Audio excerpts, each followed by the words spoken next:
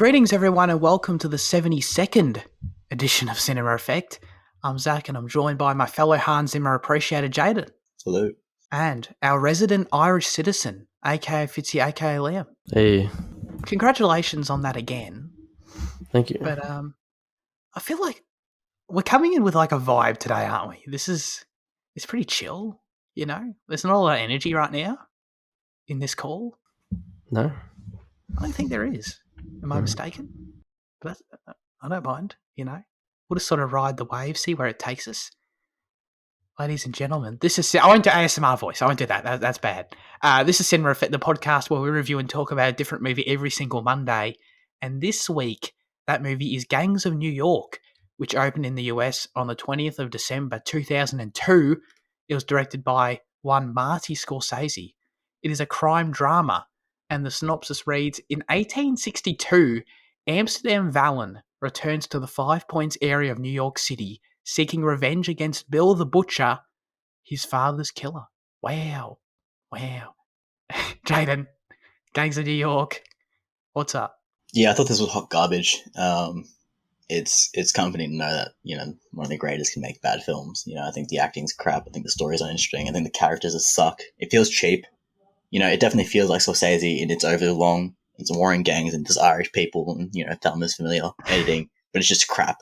The second act was kind of okay and interesting where they kind of injected a little bit more into characters, but there's really not much more to it than that. It just feels like when the opening scene played, I was like, is this a joke? It felt so. it was just not good at all. Like the choreography was bad, the slow-mo was horrible, and like the dude, and I was like, all right, surely this has to change, but it just did not let up for the entire film. I was like, what the fuck is this? And like, yeah. You came in hot. Wow. I was not expecting that at all. Fitzy, you've seen it before, I believe. The film's average, I guess. I don't know, it's engaging enough. I think the set pieces are really great and Bill the Butcher is great, but other than that, it's not that investing. The whole revenge story and Leo in this film isn't anything amazing, really.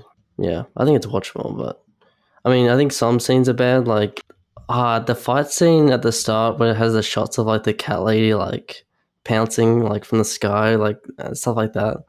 There's a lot of specific shit like that. Wait, what is that? What? Pouncing from the sky? So remember the fight scene in the start between like the two gangs, yeah. Yeah. Like there's first of all the actual fighting in that is really bad, like the way it's directed and stuff, and the music and the slow-mo and everything.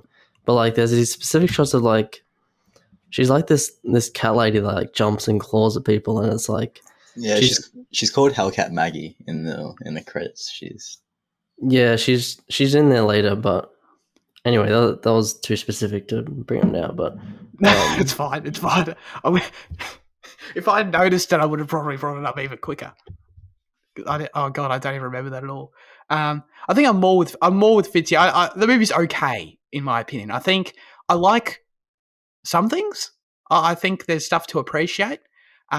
Also, though, like I'm with you guys. There's a lot of weird stuff, a lot of just poor execution, and it felt sloppy, in a lot of areas. And I'm not going to say the movie was boring all the way through. But it was in the realm of that, for me. Like, I wasn't like, Jesus Christ, kill me. But I was like zoning out for sure. And I wasn't consistently engaged by the characters and events either. So this is probably definitely pretty low tier Scorsese for me. But I don't know if I'd go as far as to say it's hot garbage, which I love. Leo, yeah. I think we can sort of... He was Leo, How'd you feel about his Irish accent, Jane? How would you grade it? I probably should ask Fitzy, he's the expert, but I want to, get into that. I thought his accent was fine. I just think his performance overall was average. I mean, I think everyone's performance was average, even Day-Lewis. I think Cameron Diaz was fucking average, which is good for her, but, it's average overall. So, like, in terms of performances, there's nothing stood out. And, Leo was just, I don't know, young. We'll say that. He was just young Leo. Yeah, yeah. How would you rate his accent? I thought it was pretty good. Yeah, I like the accents in the film. I think I like Daniel Day Lewis's really American accent and the Irish accents. I think they're okay. Yeah.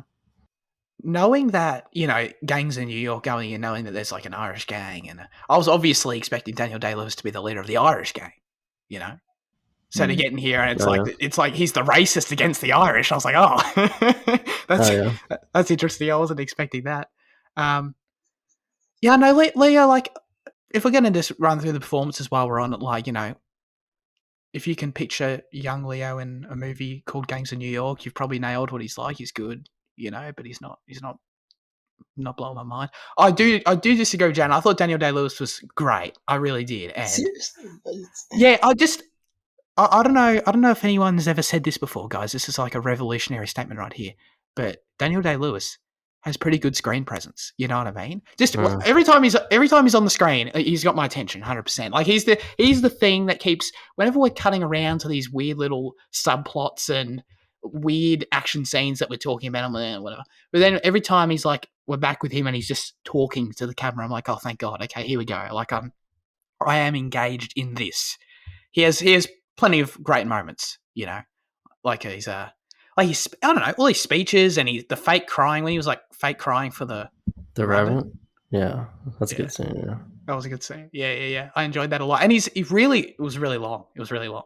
I mean, the whole movie was long, but the scene when he's talking to Leo and Leo's sitting in bed and he's ranting about, how much Leo means to him now and stuff. I was like, oh, that was a good scene. I enjoyed that a lot. So, he can't really do wrong in my opinion. Cameron Diaz wasn't. I thought she was fine. Yeah, she was. You brought her up specifically last week, Fitzy, and I was scared. Did you remember her being bad or something? What was that about? Her subplot in the film is one of the less interesting parts of the film. The romance, I think. But Cameron Diaz in general isn't. She's not known to be great or anything. So I don't know. Putting her with Daniel Day-Lewis is very sus. Did you see in the trivia, Finny, the casting choices and everyone that auditioned before Diaz, and then because there's so many names and so many good names. It's Kate Beckinsale, Kirsten Dunst, Heather Graham, Bryce Dallas Howard, Natalie Portman, Winona Ryder, all these better actresses, but then they ended up with Cameron Diaz because she was more bankable and the movie was crazy expensive. It's that's the only reason that she's there. Right. No, I did not see that in the trivia. I'm glad you brought that up. Oh, okay, well, that makes sense. To be honest, I don't know, we probably could have got something I was more interested in with some of those other people, but I thought she did fine. She held up her end of the bargain as far as I'm concerned. It wasn't she was distracting or anything. She was fine. I mean, there are a ton of cool little performances and things in here I wasn't expecting. John C. Reilly does a good Irish accent. That was surprising, Didn't expect to see him in here. Liam Neeson, of course, in the first scene. Yeah, cool. I thought, is Liam Neeson not on the poster? I thought it was going to have a way more prominent role, and then he casted it in 10 minutes. He's not on any poster. Because isn't he on the poster with a Day-Lewis and DiCaprio, and then isn't Neeson on the other side? Cameron Diaz is there. Cameron Diaz. Oh, is it? Oh, okay. They look pretty similar, Yeah. I've read that he was going to be cast as one of the other, I think maybe the mayor character. Oh, yes, exactly, that's who it was. But he requested to play the priest Valen instead. So that was interesting. I don't know why he'd do that, but I mean, it actually sort of has a bit of gravitas to it, to be honest, because there's not a lot in the movie that I can say, oh yeah, I really give a shit about Leo's revenge quest here, And just as an audience member, the little I can sort of cling on to be invested in that story, honestly, is the fact that Liam Neeson was his dad. Because, if it were just some random actor, I would probably care. I know it's dumb. It's not anything to do with the actual story. But if it were any other actor, I'd probably care a little bit less. Or if it were just some whatever dude. So I basically just I've got all my trivia is just funny Daniel Day-Lewis things that he was doing on set. So should we do that at the end, or is that like does that work Sprinkle it now? throughout. Sprinkle it throughout, so just sort of keep coming back to it. Yeah. What's my best one here? There's the one about when they go to a cafe and the waitress was scared. Yeah, let's do that one. I've got that. Once after the day's filming was finished, Leonardo DiCaprio and Marty Scorsese talked to Daniel Day-Lewis into going out to eat with them. He refused to break character, and the waitress was afraid to go near him. That's great. I've got 3 more of those, so I can just use them at my as I please, I guess. Just throw them in there.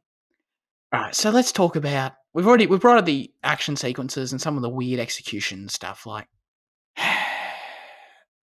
what's up with the slow mo? What's up with and not just the slow mo, but the fast mo? What's up with like the weird playing with speeds? Do you know all those shots where it's just for no reason in the movie outside of the extended set pieces? Like, I'm sure you guys took note of these, like just random little moments in the movie where like a character will just pick something up, and for some reason it's like sped up. You know what I'm talking about? This happens like. Was I that interested in the movie? Yeah, no, fair enough. It happens so much, but there's one scene where like Leonardo DiCaprio is like when he's like throwing knives into the right. into the wall. But I get it when you're speeding up the action of throwing a knife, but then he like takes a knife out of the wall and it's like a super sped up. Yeah, I fell into the nitpicks already.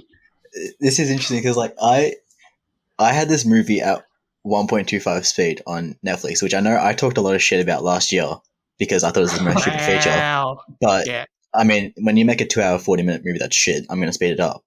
Oh, dude, I also read this was meant to be like fucking 3.5 hours originally. Like that's ridiculous. Yeah, and I think maybe that's why they sped it up, just to get that 3 hour runtime down a bit. But so like when I was watching like the 1.25 speed, I was like, that seemed a bit abnormally fast, but I thought that was down to my thing. You can't really tell if what's meant to. Yeah. Yes. but now you say that makes a lot of sense. That makes a lot of sense. Yeah, just really, I think historically for me, I like Martin Scorsese films a lot. One of the main criticisms of his I keep coming back to and it depends on the film obviously, but is his editing. It just doesn't. I think that I love The Departed.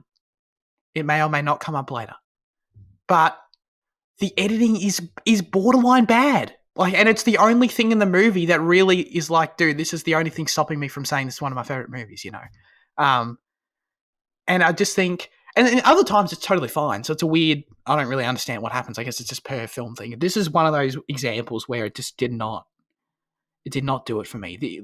We talk about the runtime and it originally being 3.5 hours long. The choice to include some scenes and others, it's really weird, in my opinion. I feel like we spend so much time with Leo and Daniel Day-Lewis and these characters sort of just walking around town chatting and shit. And then the moments that are meant to sort of matter, like the moment that Leo sort of finally, when Daniel Day-Lewis figures out, I'll call him Bill, sorry, I should call him by the characters, Bill the Butcher, when he figures out who Amsterdam is, and we sort of get, that's the sort of turn in the plot, and we get Amsterdam sort of become this gang leader. He sort of becomes the figurehead of the Irish community in the city. I feel like that happens so fast, like just immediately. Like he's like literally he's just Daniel Day-Lewis's bro. He turns on him, and then within 10 minutes they're like at the church scene, which was a cool scene where they confront where the what they called the natives confront the church, and Leo standing there as like the leader of the Irish community, like, dude, you're not going to mess with us. And that was like the resurrection of the Dead Rabbits gang. That was a cool scene. I just feel like, wow, we just totally rushed to get there. It was a weird choices all around. I mean, Jane, was there. Do you want to harp on anything in the else in the opening scene? You mentioned the music. No, I didn't mention the music, but it's not in the opening. Oh, sorry. It's kind of close to the start, where like Amsterdam first comes. Like it's quite early in his meetings with Bill the Butcher, and then he has a fight with McGloin. That's gonna be one of the worst fucking fights I've ever seen, and like it is just a lot of the fights in the film are really horrible, but this one like particularly stood out as just dog shit.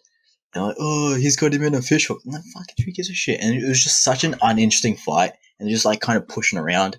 And it just felt unchoreographed and just shit, and just uneventful, and like I just felt like I have to mention that too. But yeah, Was this in the bar? yeah, I vaguely remember this. I think the movie is much. I think the third act is the best aspect of the movie. I think like this period here we're talking about is that where that takes place in the movie is sort of a blur to me. But yeah, man, no, I totally agree. Sorry, Fitzy, was it you that mentioned the music? Maybe. I think I you don't mentioned know. the music, Zach, didn't you? Someone mentioned the music. I don't think I did. I don't think I did. I don't Maybe I know. did. Did you? Well, No, but I think it was Liam actually. I think it was in reference Okay. to like the in the action scene, right? Like the. Oh, okay. Yeah. Did It's that weird. stand out to you at all? Like the opening fight scene had all those things you're talking about. It had like slow mo, then it had fast mo. It had like weird music. It had like It did have weird music. the deaths, like the kills, were really weird, and the fight. I like the march scene, like the music that plays there. Oh, I hate that shit. I hated it. Dude, I love that. It's like I can see why it's annoying, but like, oh my, it's such a good tune, You know, Dude. you know what's funny? I think I'm actually on polar opposite scale of you in the sense of I liked the music during the fight and hated the music during the march. And the hilarious thing is that I feel like the movie was trolling me that they kept going back to it. Like, dude, like every 15 minutes we get some weird like flashback of the march again, and it's just literally inserting the same clip, and the music comes back every time. You remember this? It's like I Yeah. feel like this is unbearable. But so I disagree with you, but I think we can agree, right, that both those music choices are weird. They're Well, weird. I don't know about the first because like I think the first music, like the march scene music, it's supposed to be some like classic, like Irish or American thing. Like it holds some Oh, okay. significance that I can't remember, but like I don't know, it does feel like I think it fits the march at least, and like this Sure. era and everything. But like at other points, they're just using like modern songs, and like that's weird. That was exactly no, I get that because that's exactly what was happening in the action scenes. We get there was this the one Yeah, you're talking about that you disliked was this weird like groovy like 90s tune. It was like right. It's like why go to all this effort to like put in a set design and all the work on set to like make this 1860 1870s or whatever it is time yeah, period, and then put like modern music in there. Unless you're like doing something satirical, it's like, or like Marie Antoinette kind of does it, but it's like in a like in a way, like in a commentary way. But like if sure. you're not doing that, it's kind of like what is the purpose of this? It kind of it took me out, I guess. I get But that. then, I but get that. like yeah, when I was using the like classic, the music that sounded like it was from that time, it was good, I think.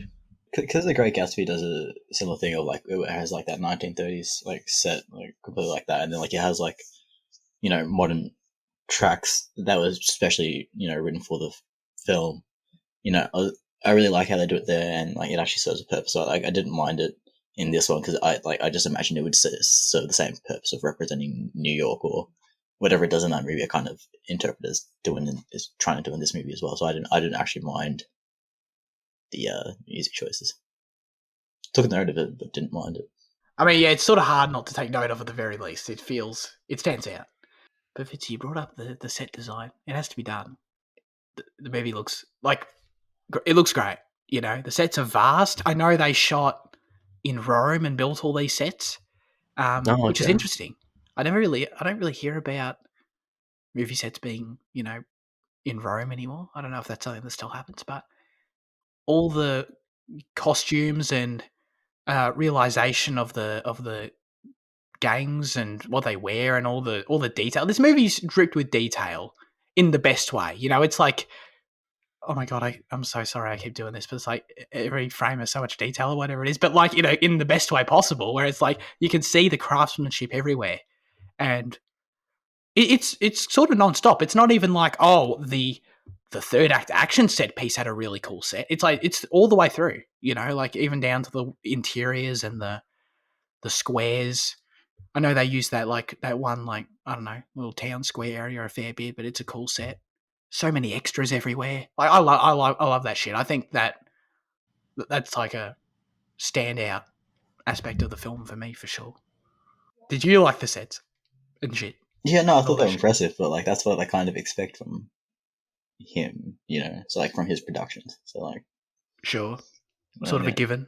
All right. Well, for such a long movie, there's sort of not a lot going on. It's all pretty straightforward, isn't it? You know, like Leo wants to kill Bill the Butcher. He gets in with him and shit.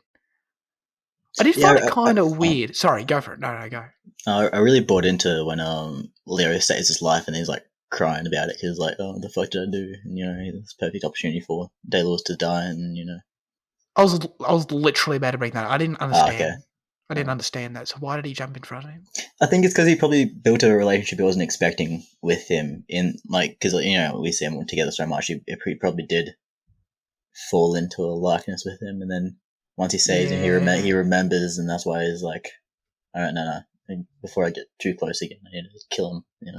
Sure, that makes sense. I don't know if the movie did enough for me to really get that for me to buy into that. It'd be cool if like a core component of this was like Leo having to sort of like constantly remind himself, like, I've got to do this. I really like this guy and all that. But yeah, I don't know. I don't get enough time with that. I don't think. Instead, we get the romantic scenes, which were Fitzy's favorite. Didn't Cameron Diaz say she was going to leave at the end, and then she just didn't?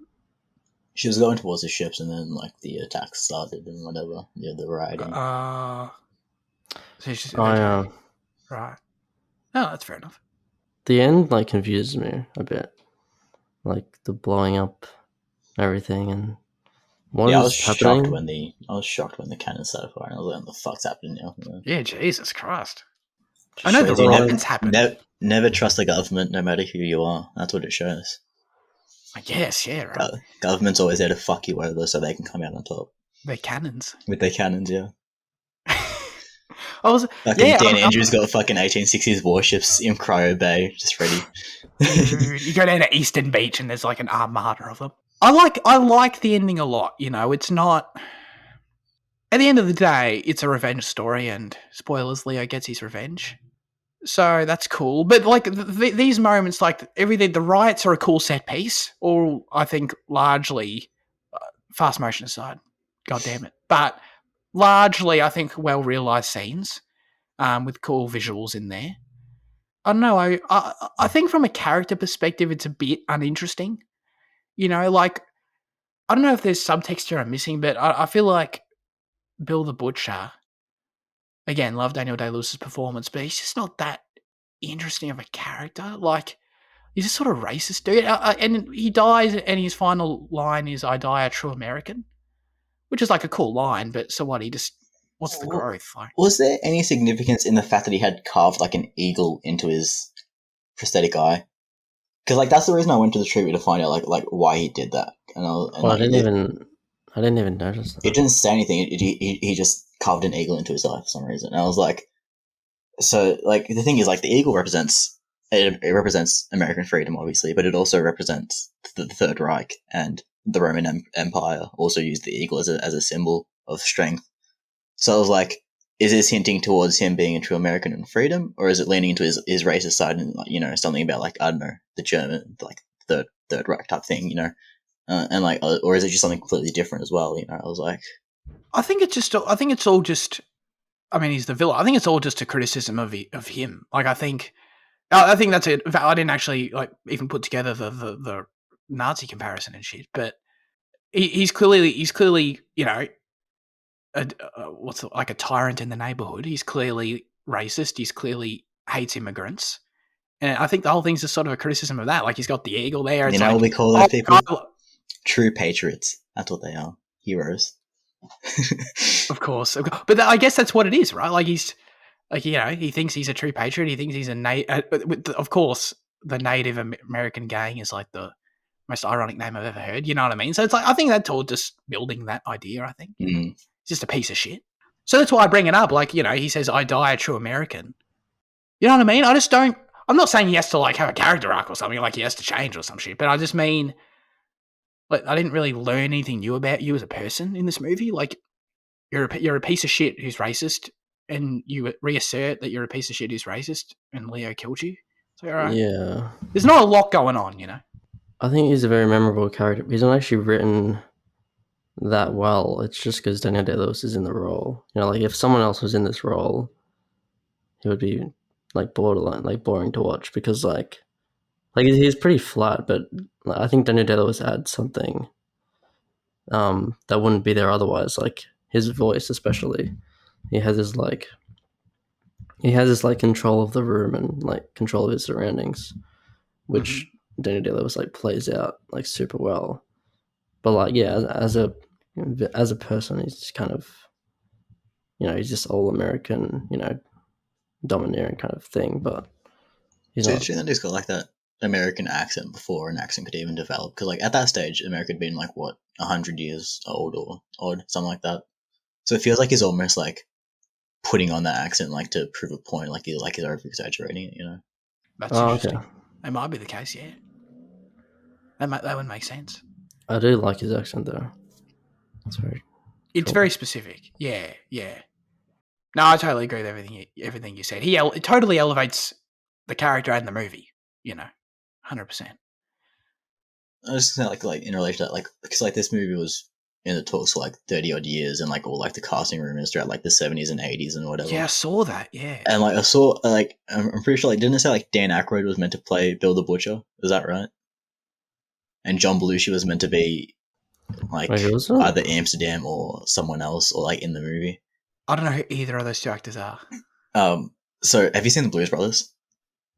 No. No, well they're the Blues Brothers, and like Dan Aykroyd is like a famous funny man, and like, well that's what he is to me. Like I don't really know him in any other roles. Like that was just strange to see his name, like their names thrown into it.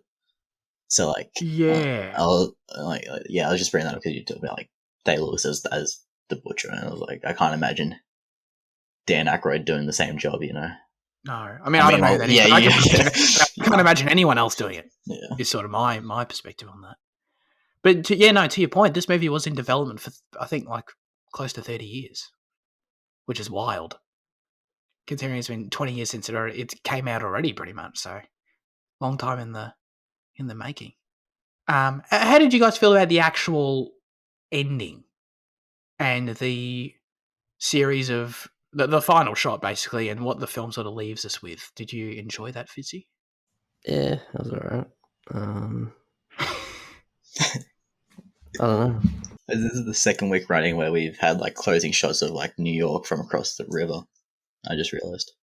I bring it up because I really liked the final series of shots. As Amsterdam says, like very blatantly, his final dialogue, the story ends up really just taking the angle of, look at what this city was built on, look where this place came from, you know, the people, conflicts, and violence. And is uninteresting in a lot of ways that those core conflicts were presented in the movie. I just really like that final note, that final, like seeing the fading, like the different eras of New York, like seeing the progression of the city sort of in that last 20 seconds. I thought that was really, really cool, and seeing the cemetery sort of fade, you know, in front of us. I wasn't expecting that. I think it's neat when, you know, the film's obviously trying to say something there, and I think it's neat when something like that's a period piece like this sort of uses contemporary visuals to sort of make its point, you know, like it fading and fading and then ending up on the shot of the, you know, the 2000 New York as it was at that time. It was like, oh, that's a striking visual compared to the setting that we've come to know for the last 2 hours and 40 minutes, you know? That's sort of, that's something that you sort of forget, I think, when you're watching the movie. It's like, oh, yeah, okay, this movie takes place in New York, cool. But it's like, oh, shit, look how far the city's come. So, I don't know, I really enjoyed that. Yeah. Are you in the... I was gonna say, I think Scorsese, like, most of his films have great final shots. like that kind of summarize what the film was about, like Joe Pesci shooting the gun of the camera at the end of Goodfellas, or like The Irishman, or The Rat. The Rat. Holy shit, you're the right. Rat, yeah, and Yeah. Departed. I can't believe I didn't. You're absolutely right. I can't believe I didn't. Because I come in here every single time I see a Scorsese movie and I say, "Oh wow, the final shot was cool," and you're totally right. That is, I can't think of one that's let me down at all. That's terrific. Wolf of Wall Street, I think, is awesome too. What's Is that one that lets you down? Oh, the Sell me that pen. Sell me this pen. Yeah. Love that. That's a great scene. Yeah, the light. Yeah. I don't remember what Hugo ended as. I don't remember any of Hugo, to be honest. Hugo's just like a fucking Neither do I. blank space in my mind. Same. I've seen it, but yeah, I don't remember it either. I'm sure if we rewatched it, it has some like really poignant final shots. Like, oh shit, didn't remember this. Did you know? Yeah, man. Out of spite of George Lucas's comment about computer imagery, Scorsese actually set up a camera in 1886 to record the skyline, to actually evolve over time, and then use that in the film. He actually invented time travel just to diss. Yeah, exactly. That's why the budget was so big. It wasn't on set design or anything like that. It was. Yeah. Budget was $300,000, and everything else was actually $40,000, and everyone was really confused. It was 83 million. Was it 83 million? It was like 83 or 100 million, something like that. Just for inflation, it's probably not far off. Yeah. So yeah, I really like the ending. I want to ask though.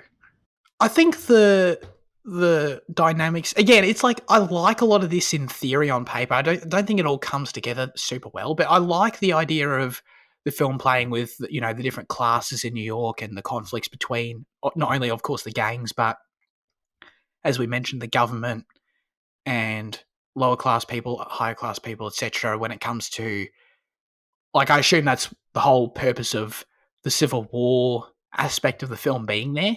Because as I was watching, and I was like, why are we? Because there's that one scene where we get like real images of the Civil War and shit, and I'm like, why are we doing this? What's this got to do with anything? Do we? Yeah, there's shots briefly. There's like they insert like bodies and shit and like newspaper headlines of like Civil War campaign continues or whatever the hell it was. I was like, why the hell are we doing this? I assume it's sort of just there as a means to explore that, and when, of course, to lead into the riots, when the idea of lower class people's kids being drafted, etc., and that kind of thing, and that conflict. But I don't know. How did you guys feel about that aspect of the movie? If you had any thoughts at all, I sort of thought it was an interesting idea. I don't know if it was the most. I feel like it could have been cut. Is sort of what I'm saying, I guess. Well, I actually quite liked it because I think it felt out of place. Not out of place in the movie, but I think it was unnecessary. It could have been cut, like you said. But it's quite an interesting piece of American history to learn about. These kind of rises, nothing I've heard about before, but it just feels like a American version of like the Bloody Sunday in Russia in like 1905, and like, but on a more significant scale, because I mean like that was like one day events, whereas this was like we told like 5 days of rioting and shit. Like it feels significant. It's not something I haven't heard of, and it just felt like so I liked hearing about that, but like it was, where was its place in the movie to kind of thing. Well, that's true, because the riot is really good, and it is sort of an essential aspect of the movie, and I guess it wouldn't really make any sense without that context, Like why we sort of need that understanding, that historical understanding of the Civil War and conscription, etc., I imagine. That's probably why it's there, I guess, but I don't know, did you think anything of it, Fitzy? Did you enjoy it? I like there's this one shot of the film of the immigrants coming in, and then like there's this guy that welcomes the immigrants, and then there's a guy next to him that's like enlisting them for the war. So there's that one tracking shot where it shows like the boat, and then they're like in the line, and then by the end they're like soldiers or whatever. So I thought that was like there was like some idea there. I thought that was pretty, like in that scene it was well executed, and yeah, I don't know. Like the film was a lot about war, so I guess it kind of, I don't know. He's trying to cram everything that was in that era into the film, I guess. So it should be there, I guess. And yeah, and like we already brought up, but the army coming in at the end and just completely like demolishing everything was pretty wild. And it was cool, you know. It was like I guess the movie. I don't know if it's like historically accurate necessarily, but I guess in some sense it might be. But it's sort of representing that end of lawlessness, the end of the reign of the gangs in the city. You know, sort of a cool idea too. I guess. I guess it's because we obviously, as far as we see, as far as the movie depicts, it very much seems that way. There's a lot of dead people around, so. There was that one shot where, like, it makes no sense, of course, but there was that one shot in that sequence when it was like a tracking shot and dudes like walking through the like stupidly deep puddles of blood. Oh yeah. Remember this shot? That was a cool Yeah. shot. I like that. No. Andy wrote in a review for Gangs of New York. For me, Gangs of New York was an all-around engaging epic from Marty. However, I found the plot and dialogue from the characters somewhat overwhelming. Maybe it's because I don't understand the historical context of the story, and I had trouble listening to some of the characters and what they were saying. Surprisingly, I had no trouble with the accents, though. Fortunately, the final act of the film captured my attention once the Civil War draft began, but as Amsterdam was about to take on Bill the Butcher, phenomenally performed by Liam's countryman DDL, by the way. I love calling him DDL. All in all, I was very impressed with the conclusion of this epic, especially the last shot with the view of New York's buildings and the graves constantly disappearing. Andy's my man here. I feel like this was Marty's thank you letter to the city he grew up in. Not a love letter, though, which is something completely different. And somehow I believed that's what Marty meant by the most personal. Marty apparently said the most personal is the most creative. Gotcha. Brilliant stuff. 7 out of 10. Not as favoured as his other films that I've seen, except for The Departed. The Departed is still the worst Marty film I've ever seen. Wow. Just I think that's because of Andy's Infernal Affairs bias. yeah, and he's just Asian cinema kind of Fair enough. situation. Yeah. I get that. Actually, I now that I remember him like harping on about it in like year 12 media about like how they ripped it off. No, yeah. I sure did. And in true Marty fashion, they made it 50 minutes longer. All right, well, I said I was going to sprinkle these in, but I didn't. So let me pick. Hang on, I don't want to. Let's not do them all. I've brought this up before on the show. Daniel Day-Lewis said in an interview that he listened to the music of Eminem to prepare for this role. I thought that was for There Will Be Blood. Obviously, it wasn't. I got the films mixed up. Okay, this is the. I'll choose this one. This is good. Daniel Day-Lewis employed 2 circus performers to travel to his home in Ireland to teach him how to throw thin, sharp daggers.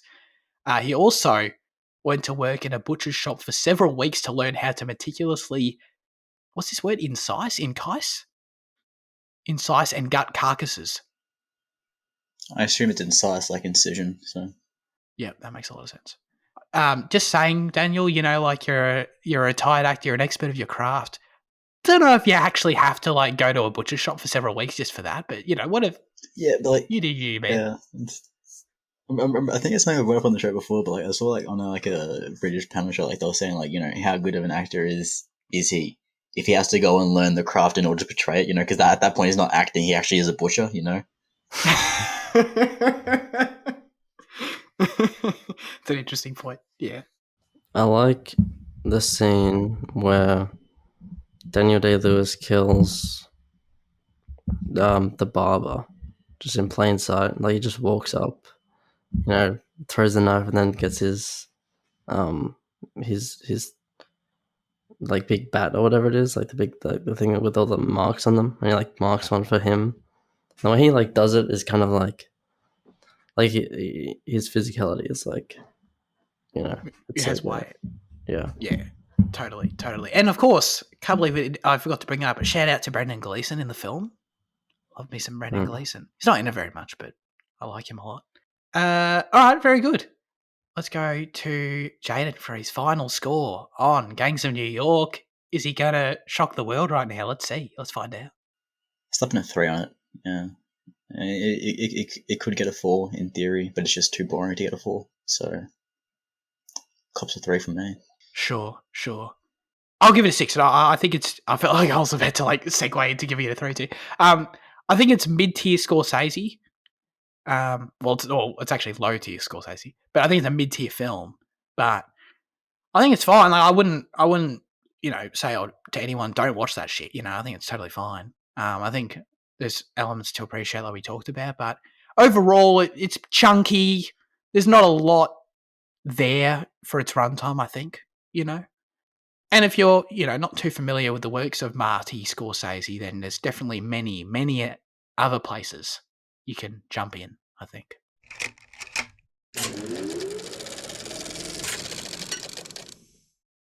All right, let's get into news chat.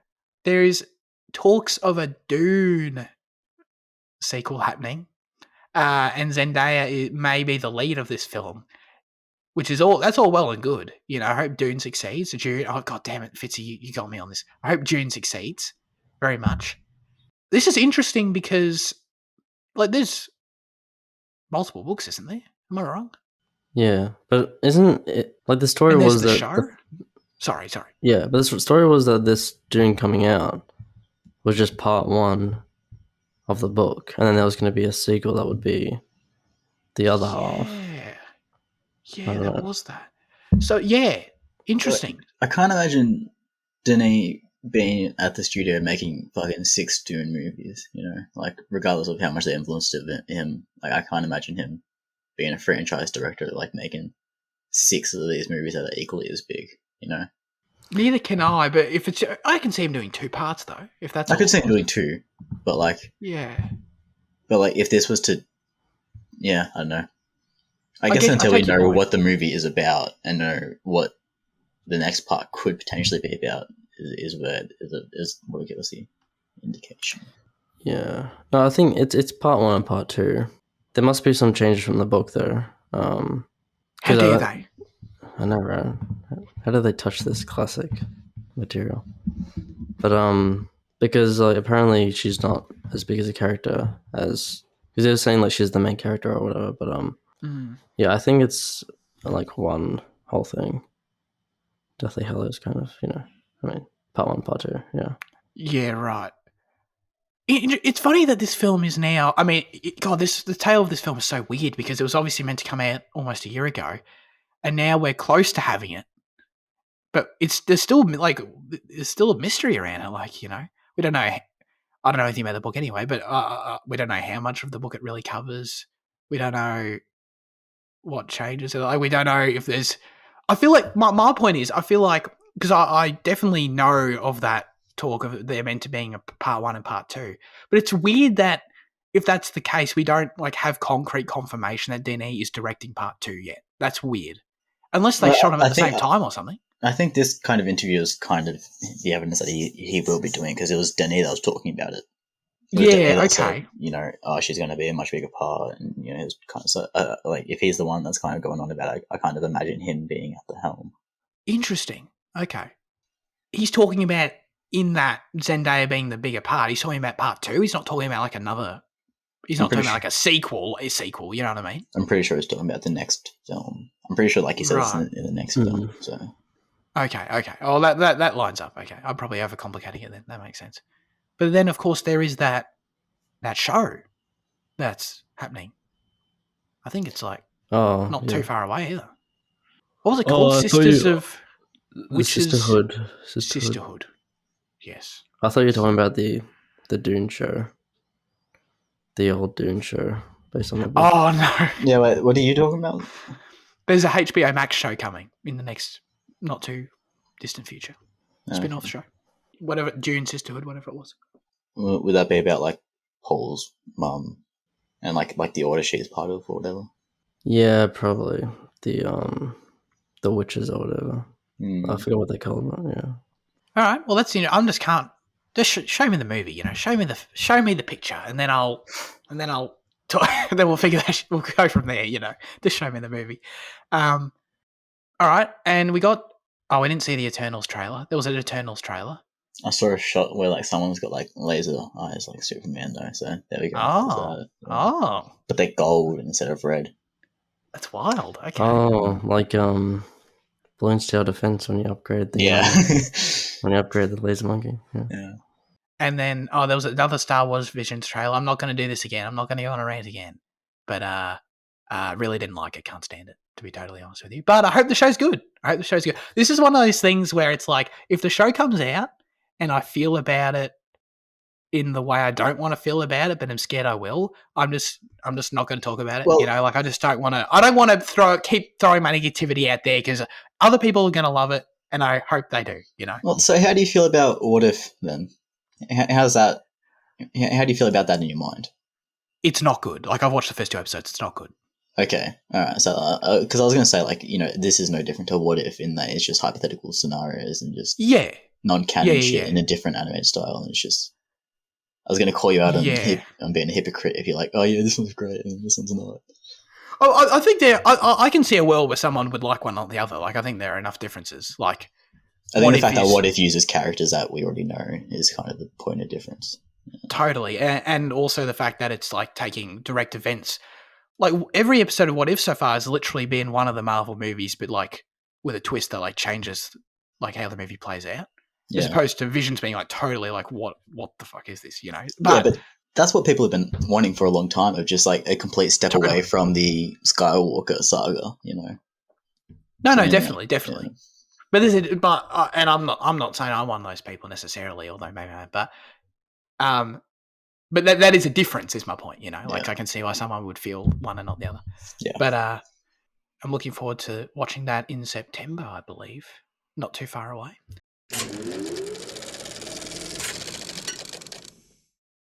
Let's get into our highlights of the week. You're pointing at no one for me. Oh, Fitzy's doing it. He's pointing at the right person. I feel.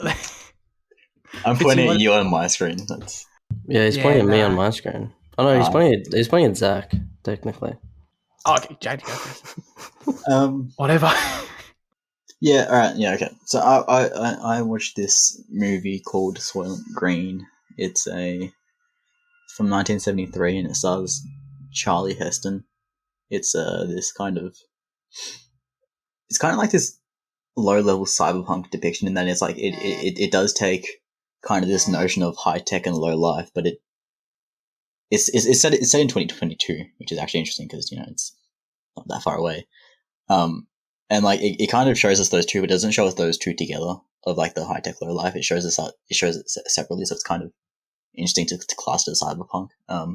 Actually, this is about the end. It's really great. It's this really fantastic vision of a desolate future, and like I'd encourage people to watch it without reading anything about it, because the synopsis on Letterboxd gives away a big thing. It doesn't give it away, but it lays it out way too plainly for what it is. So like if you are interested in it, just look at the description on Netflix and like nothing else, because that doesn't really tell you anything. But it's great. It's essentially about Charlie Heston's character, who's like a policeman having to investigate the murder of a high-ranking individual in their society, and it does a lot to just kind of explore what the world is like at that stage, and like the kind of story takes a back seat into world building, but like it's completely fine in that like it's really interesting and it still serves its purpose into showing why everything is like that. And it's kind of this harrowing, not too dissimilar vision of like what's currently, of like what it seems plausible what they're presenting, and like it's just really cool. I mean, obviously it's, I mean it's the 70s, so like the acting and the writing's not up to scratch. The aging is a bit like that, but like I think it's still sufficient. I think it's, if you're looking to watch something that's a bit more of an adverse adverse film in the genre, I'd recommend it always. Yeah. Where did you check it out? Netflix. Oh, easy. Yeah. Easy. All right. Very good. Do you want to go, Fitzy?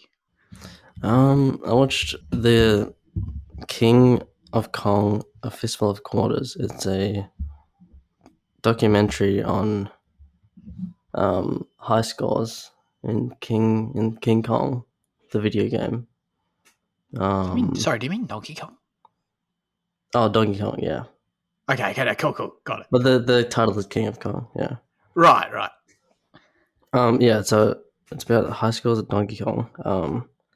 And it follows our protagonist is a like high school teacher who's always been second in life. He's always come short of victory in his pursuits.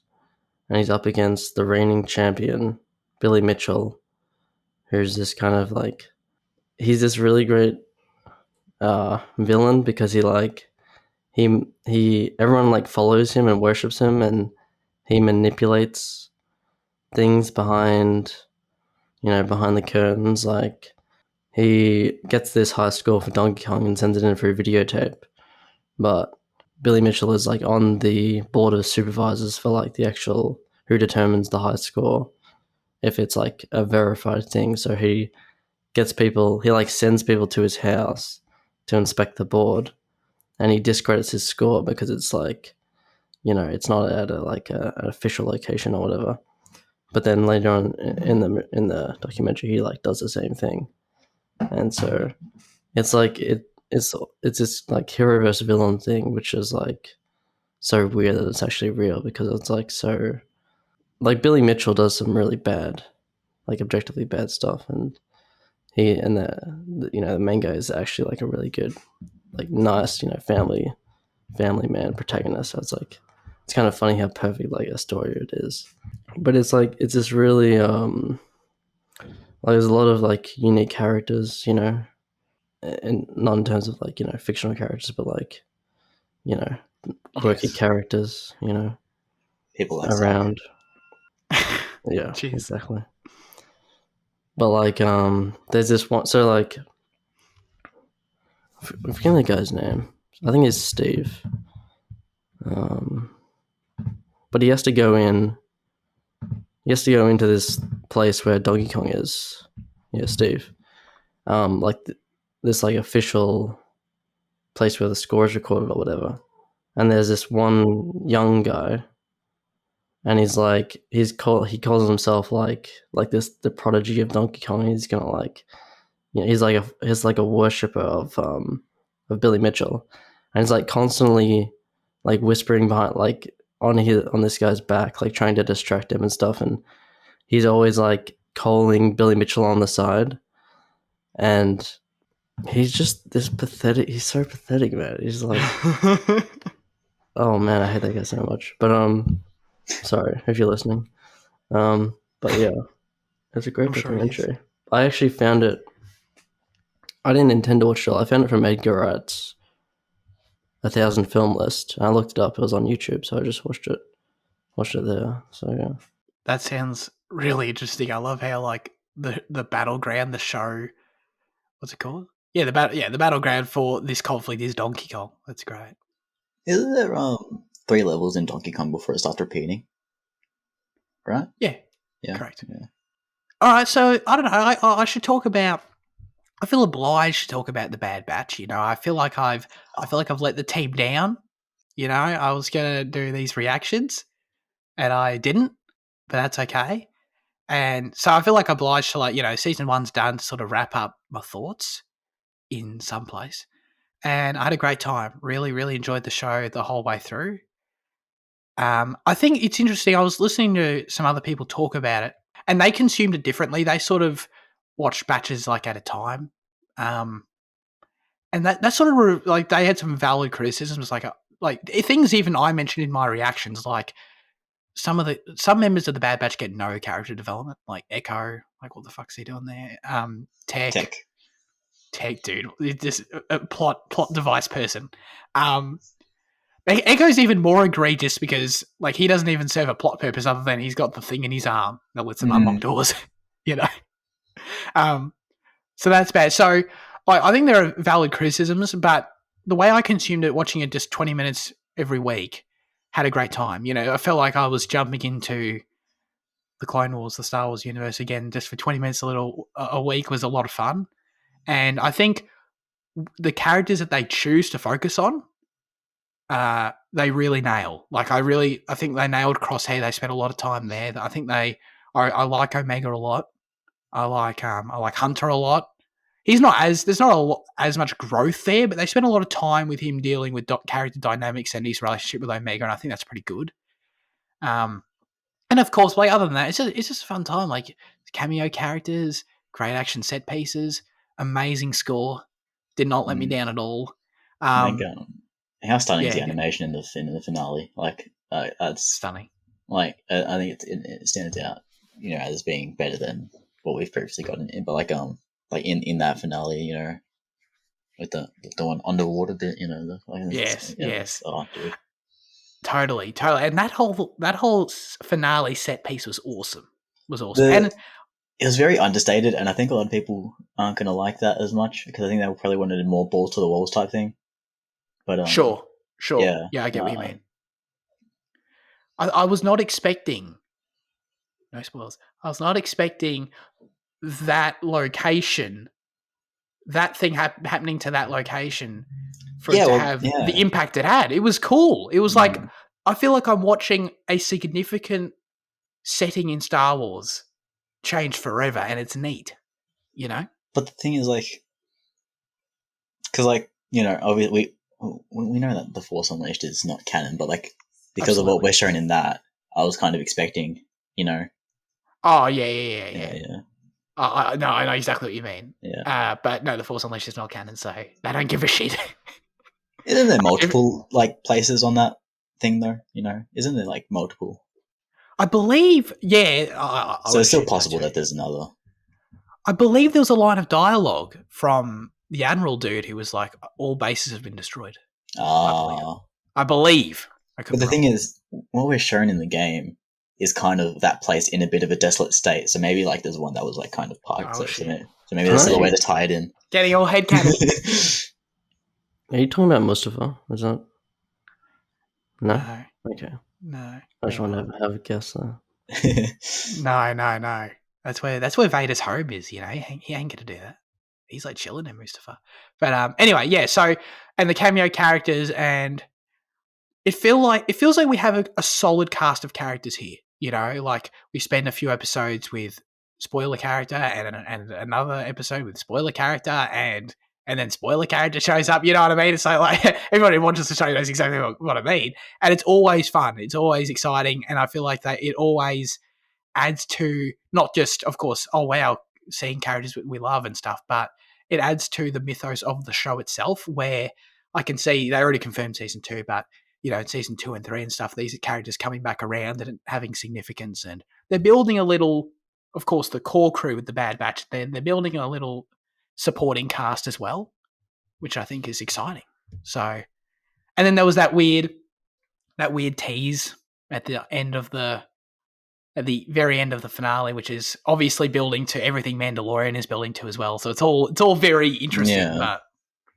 But do you reckon we're going to see that one character? Not. Do you reckon we'll see that character in the Mandalorian from the end? Like the one that comes to the planet. Do you think that she will appear? That'd be wild. That'd be wild. Yeah. I think that stuff's actually more likely for Book of Boba Fett. Okay. I just think it makes more sense if that's where, because Mando season 3 is further off, and I think it makes more sense if we sort of and Boba's of course a clone, so it sort of makes more sense for him to delve into that, I think, and then what we learn there sort of then impacts season 3. Okay. I think that would sort of make more sense, but we don't have long to find out. There's only a few months till that comes out too. So yeah, Bad Batch, had a great time, really enjoyable show.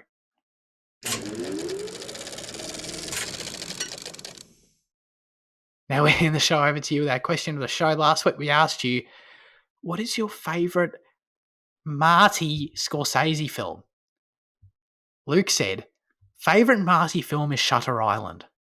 I feel like, I wasn't going to harp on Shutter Island there, by the way. I feel like that might have been what you were thinking. But I was going to say, I feel like Luke, he's disappointing me. He's used the Discord and he's given us a quick answer. I want his typical paragraph YouTube comment, So you've let us down, Luke. I don't know if I can forgive this. Mr. Worldwide said the one with Robert De Niro. Do you get it? Do you get it, Jade? Yeah, no, Yeah. I understood that one. Yeah. Andy said, my favourite Marty film is The King of Comedy, only because it is the only PG rated Marty film I have watched so far. I am very sensitive to sex and profanity, as you may know. I didn't know that. Have I already mentioned that The Departed is still my least favourite Marty film? I believe you did, Andy. I believe you did. And that's why I'm going to hurt your feelings, because The Departed is the best Martin Scorsese film, obviously. It's a great time. We talk about it a lot. At least I do. I don't know. It's a great movie. It's interesting. Great characters. It keeps you guessing. It's shocking. It's definitely not based on another movie we reviewed at all. So it definitely didn't like rip off its plot points at all. Duh. It's a great movie. But then second to that, I thought probably Goodfellas. Goodfellas was a great time. I think a lot of Marty's films are on. I'm gonna keep doing that, by the way. A lot of these films are on a very similar tier for me, where they're all. I totally like A tier films. Like I totally think they're great. Totally understand why they're appreciated. Don't know if any of his films yet are like my favorite movies of all time or anything, but they're all in a similar sort of space. And I think of those, I don't know. Goodfellas is pretty awesome, but you can't really go wrong with a shitload of them anyway. So, what about you, Fitzy? Oh, it's hard It is hard. because I was gonna just say it, but I mean, I love all the Robert De Niro led films. Just like Mr. Worldwide. Exactly, yeah, that I've seen. Yeah, I think The Irishman is still my favorite, just because it's so depressing.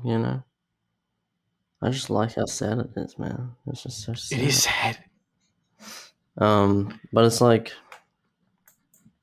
it's kind of like Gangs of New York in a way, like not like in terms of what Gangs of New York wants to achieve, like this betrayal of a whole, like generation, and like yeah, just like that the Teamsters Union, and like it takes you through a whole era, and like at the end, what the last hour is trying to achieve, the achievement is like really enhanced because it takes you through that whole history, and so you feel the weight of time by the end. Yeah. So yeah, I mean, like I came to Netflix 2019. I set like a whole day aside for it, for breaks and everything because it's fucking 3.5 hours. But yeah, like I think it's like amazingly directed and entertaining and everything. But like by the end, you just feel that incredible like weight, and rewatching it again is the same thing. So yeah, I think like the first hour isn't as interesting as the rest, but like other than that, I think it's an amazing film, really. Like in terms of achievement, and other Scorsese films are more entertaining and just like maybe better in general, like Raging Bull, Taxi Driver. But I think The Irishman is still my favorite. It's a great So, answer. yeah. It's an example of, I feel like, I don't know, the runtime feels like it builds to something that matters. Like it's not like I never felt like, oh Jesus, like why is this in the movie? Like, come on, let's cut this down. Yeah, well, also like you're taking through what, like 40 years or 50 years of his life, so it's Yeah. like, and it's more intentional and everything. Yeah. It sort of plays like a mini series. I mean, I don't mean that just because of its length, like because it probably is the length of a mini series, but I just sort of how we go time period to time period. It sort of plays like that. Yeah, like some people watch it in like episodes. Yeah. I can see that. Yeah. Like one episode would be like before, Al Pacino is even introduced, like the first hour, Yeah. Yeah. Then you got like the Teamster stuff. That did work. Yeah, I could definitely recommend watching it that way.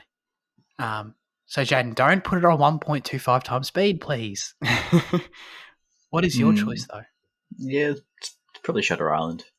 I think Shutter Island and The Departed are the only two. I think I've seen 7 of his movies. I think of them, I think those two stand above the rest, mainly because like they don't. they're not overbearing. In it's unfair to kind of criticize for, but like the runtime is just such a problem with his films for me personally. It's like I feel like Shutter Island really knows its place, and like it's it's still a bit lengthy, but like it doesn't go over it. And I think the Departed with what once again it is kind of a bit extensive, but it's all feels valid. But I think Shutter Island for me is because it's that step away from the gangsters and crime and all that, and I think it's kind of that difference in his filmography. I know he's done different before with Raging Bull and stuff, but that wouldn't connect with me as much. But Shutter Island's top tier. Sure. I must say, we were talking about final shots earlier in his films, and Shutter Island, like it's no slouch. Like it's definitely my favorite part of the movie. That little final scene. Cool. As always, we'd love you to submit your questions, thoughts, reviews for next week's film in the YouTube comments section. Send us a DM on Instagram, type it in the Discord, or I don't know, like you can slide into my personal DMs or whatever you want. I don't care. Just actually, I wouldn't accept you, to be honest. I'd definitely decline that invitation. But message us somewhere is my point. And the specific question we'll be asking you is, what are some of your favourite iconic character designs? Did I nail that, Jane? Was that a good? Yeah, because we're looking for Cool. like not whether the character is well written or well acted, and just character that looks cool and stuck in your mind. Absolutely. And that's where I would just answer Death Stranding, but that's not I don't know if that counts. Oh, well. Yeah, different medium. Yeah. That's it for this week's episode of Cinema Effect. Thanks everyone for tuning in. Fitzy, what are we reviewing next week?